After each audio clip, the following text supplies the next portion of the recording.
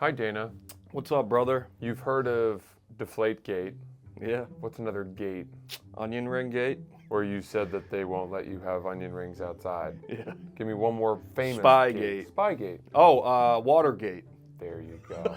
Do you know anything about Watergate? Nixon? 1972, Nixon's re-election campaign. He's facing off against Democratic candidate George McGovern, whom he beat in the election, winning 60% of the popular vote, which is the largest margin of victory by a presidential candidate in history. The reason that the Watergate scandal happened is because Nixon and his people were so worried about what the Democrats were cooking up and were so suspicious that they wanted to break into the headquarters of the Democratic National Committee, which were in the Watergate building in Washington, D.C., to figure out what's their plan. Sounds stealthy. And those guys were caught. So they're not stealthy. They're Correct. not as good as ninjas as we thought they were. It was traced back to the Nixon administration, at which point he was, I think, subpoenaed to release tapes. He had voice-activated tapes in the Oval Office. And he had these tapes, and he refused to hand them over in the investigation. And then this led to a constitutional crisis that had to deal with, is the president above the law? He's the only president in history to resign. Wow. Do you know who his successor was? George H. Dub. No. Taft. I'll give you a hint. Played football at Michigan. Theodore. Or was it? No, that's the 40s. Fuck. I don't know. It's also not the 40s. Gerald Ford Yeah, no. was Nixon's vice president. I wouldn't have known that.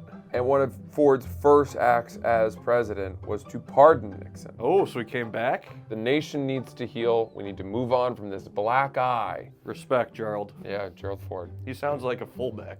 Ford played center and linebacker. Of course he did. He was Yeah. he's the guy that he's the Uh-huh. you know?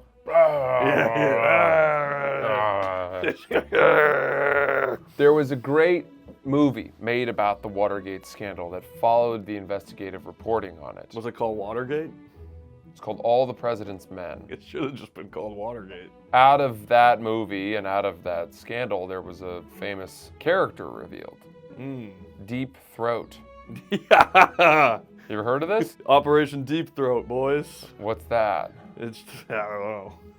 It's got a funny name, though. Oh, you just threw that on there. I don't think it was called Operation Deep Throat. Oh, it was Operation Deep. The two journalists that were assigned to this story were Bob Woodward and Carl Bernstein. They would meet with this guy, Deep Throat, in a parking garage. It's depicted in the movie. You should watch this. Why they couldn't do anything better? I don't know exactly why they called the informant Deep Throat. Couldn't have been like Balls, Shaft.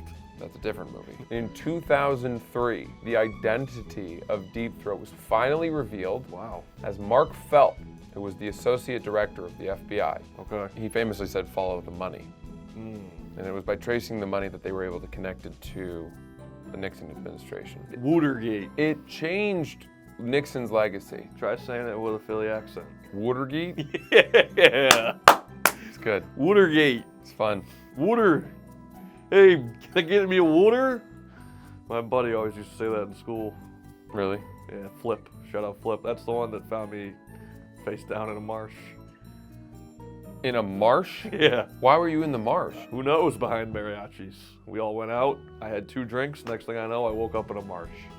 Holy smokes. Yeah, I think I got roofied. Or I just got really fucked up. From 2 drinks? Well, you get 2 drinks. It's more like 12. Yeah. Yeah. He dominated the election, so he didn't even need to do this. And he did it anyway. He must feel like a big stupid idiot after I all bet that. he does. Yeah. He was welcomed back into the White House by subsequent presidents who would lean on him for foreign policy advice. He was a genie. He was good on China. He had a very good handle on China. Yeah, rub the lamp. China, Russia. Rub the lamp, out comes Nixon. Yeah. I don't know what I'm talking about. I don't either. You should watch the movie All the President's Men. watch it. You know, one time I was like, I'm going to watch every movie on IMDb's top list. That was up there. That'll be up there. But I did watch like Schindler's List Wow, good for you. And then I got to Lord of the Rings. I'm like, fuck this shit. I quit. It seems to be understood that he was excellent on foreign policy. He was very smart. Yeah. He understood decorum, Can you help me out with that one?